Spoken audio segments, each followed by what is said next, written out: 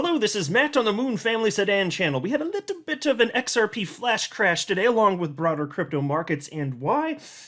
Because the news broke this morning that there would be an enforcement action on an international level in the world of crypto and led by the Department of Justice.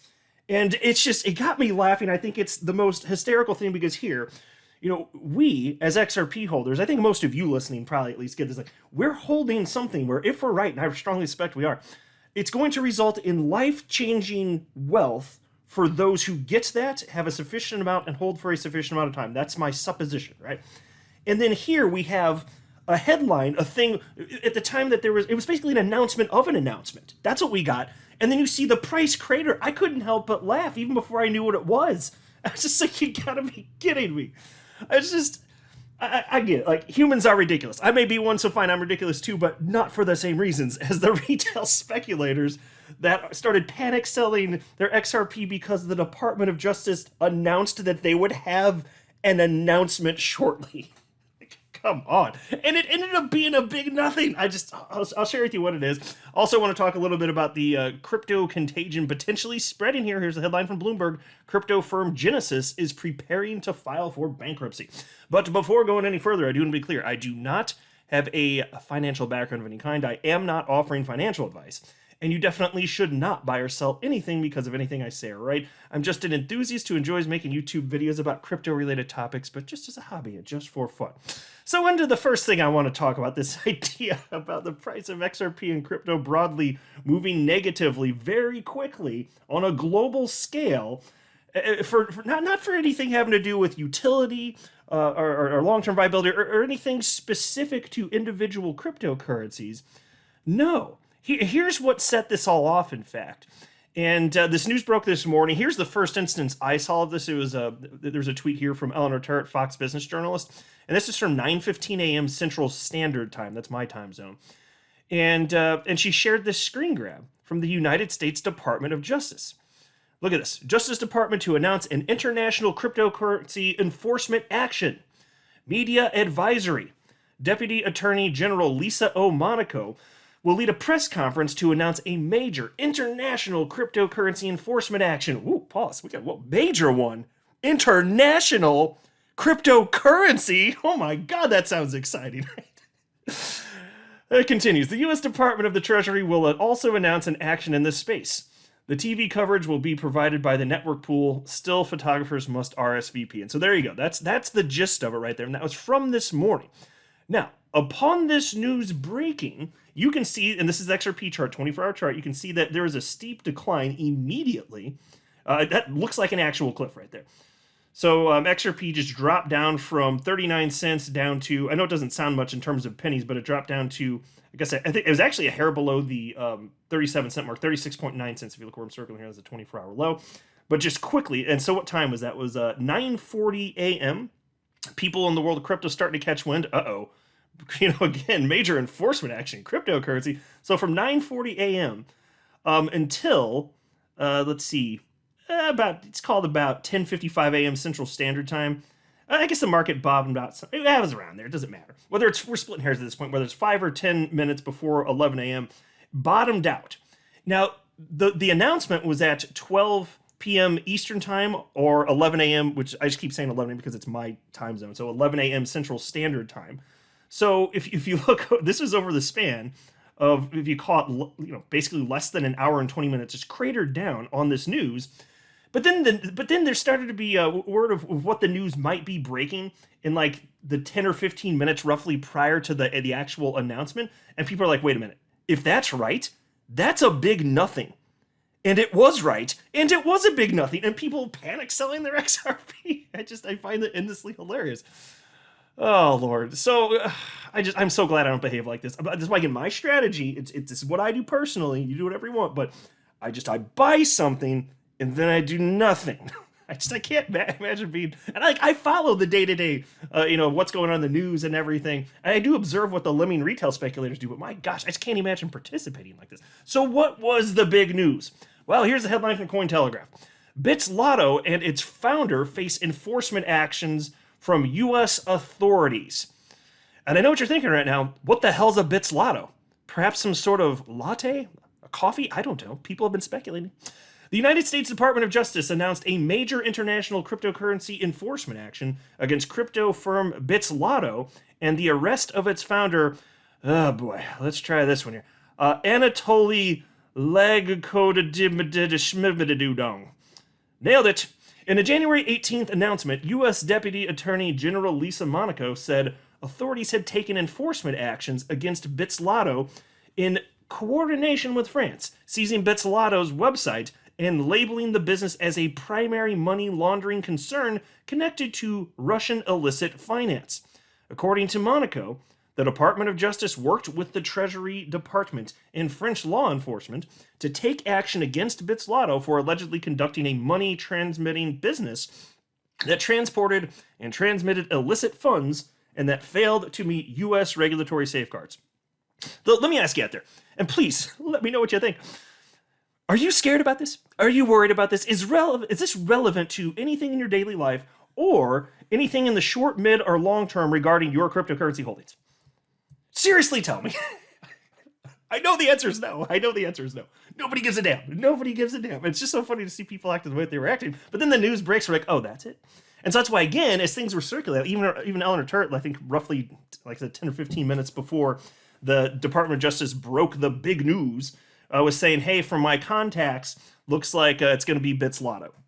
And she was correct. Her contacts were absolutely in the know and absolutely were correct. And so credit where it's due, certainly. But nobody's heard of Bitzlato. Like almost zero humans. I'm willing to bet close to probably over 99% of you listening have never heard of Bitzlato and do not care. You know what I'm saying? It's just so funny to observe this, though. So here's Ripple's general counsel. So that's their top in-house lawyer guy.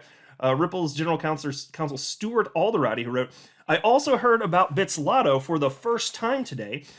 But despite the funny memes, the Department of Justice's action makes clear that they will prosecute those who exploit the crypto ecosystem to commit crypto crimes. That's good policy. Yeah, so look, I'm not critiquing the policy. I'm laughing at the way that speculators responded, as if it was ever going to have any sort of actual importance influence on the crypto asset class in terms of long-term viability or long-term profitability or lack thereof. But here we are, folks. I cannot imagine behaving like this on a daily basis, but it just is what it is. So then we have this from Bloomberg. I'm still worried in terms of what's going to happen in 2023. Somewhat cautiously optimistic, but I keep saying I don't see how the crypto contagion doesn't spread further. After the FTX collapse, you've got Genesis, major firm here. We're talking about billions of dollars on various platforms. Holes in balance sheets. Multi-billion dollars lost, and that outside of FTX. I just don't see how this doesn't spread. And if it doesn't, great. If my suspicion is incorrect and it doesn't spread further, super duper. I'll be thrilled for that. But I don't see how. But take a look at this, because it does look like we're getting closer and closer to another bankruptcy here. Here's the headline from Bloomberg. Crypto firm Genesis is preparing to file for bankruptcy. And so again, there was talk about this dating back to the middle of November as Genesis halted withdrawals, and that impacted a number of firms, the most famous of which was Gemini, the Winklevoss's cryptocurrency exchange, because they had their earn program through Genesis. So then Gemini customers couldn't get their funds out of Gemini if they had it in the earn program. The rest of their platform was fine in terms of the exchange itself. But in terms of the earn program, nope, you don't get it. Because they loaned it out. You handed the keys over, which is unfortunately, it ended up getting caught, tangled up in a Ponzi scheme here. So, as I've been saying, the fact that we haven't seen the resolution with Genesis and with Gemini doesn't mean that it won't get worse and that crypto markets won't respond. Now, again, even if we do see a notable collapse as a result of this say we do get the official bankruptcy filing, even if you do see a drop, I'm not saying that it would be something that's going to destroy things for a year or 2 or 5, as many people have speculated. In fact, some people, have argued, and I say fair enough, actually. Some people are arguing that, this is probably going to happen, and it's already baked into the price, and we may not even get a price drop. But even if that's accurate, just because people have been talking about it from November, and I'll say, okay, fine, maybe even if so, what about the additional fallout and stuff that people don't know about? Because it just cascades on down. So like, even if we get this bankruptcy news, and even if markets don't tank because of it, which is an if, how does it not cascade further? Given the nature of Genesis and the way that it's positioned, it has been positioned as a major firm, the only firm of its kind doing the type of work that it does for other institutional players on that scale, and then it's just gone, bankrupt, and that doesn't cascade further. So that's why, again, I'd say it's reasonable for anybody out there that's speculating that this is already baked into price. Fair. I don't know for sure if it is. I'm skeptical of that, but maybe it is. I'm just saying, how does it not get worse? But anyway, piece reads as follows. Genesis Global Capital is laying the groundwork for a bankruptcy filing as soon as this week, according to people with knowledge of the situation. The cryptocurrency lending unit Digital Currency Group has been in confidential negotiations with various creditor groups amid a liquidity crunch. It has warned that it may need to file for bankruptcy if it fails to raise cash, Bloomberg previously reported. Representatives at Genesis Global Capital didn't immediately respond to requests for comment. A representative for Digital Currency Group declined to comment. Talks are ongoing and plans could change, the people added. Financial pressure at Barry Silbert's DCG began to emerge after the collapse of hedge fund Three Arrows Capital. Genesis suspended withdrawals in November, soon after crypto exchange FTX, where Genesis held some of its funds, filed for bankruptcy. The failures have had ripple effects on crypto exchange Gemini Trust, run by Cameron and Tyler Winklevoss. Gemini Earn, a service that let Gemini's users get yield for lending out their coins through Genesis, stopped redemptions as well. So, again, we're going to see what happens here. Now, big picture, since I have the strategy that I've had for over half a decade, I'm not worried. I sleep very easy. My strategy has treated me very well because it's not timing the market, it's time in the market. And I've been here over half a decade, damn it. So it's working out. It's working out just fine. I hold about 30 different cryptocurrencies. Some of them are down, especially some where I bought larger quantities more recently, where I haven't had enough time in the market for things to the rising tide to lift all boats, all that type of jazz. But I'm just sitting here thinking that for all the people in the day-to-day minutia, like behaving, like I get into the minutia in terms of analyzing and watching. I'm as interested in the news as you are, but the people that are like making buy and selling decisions, I really truly can't imagine. My life would be miserable doing that. And again, the data just shows people, it's true of the stock market too, people that just buy and then hold and they don't react to the scary times, they're fine. Over time, things just even out. So yes, you have the exposure to the negative side when things are down, but you have exposure to the positive side. And if you're talking about a growing pie, then who cares? It all comes out in the wash. So having been in it for over half a decade, my unsophisticated approach to investing in crypto is working quite well. I'm going to continue to do it, which is to say I'm going to continue doing nothing.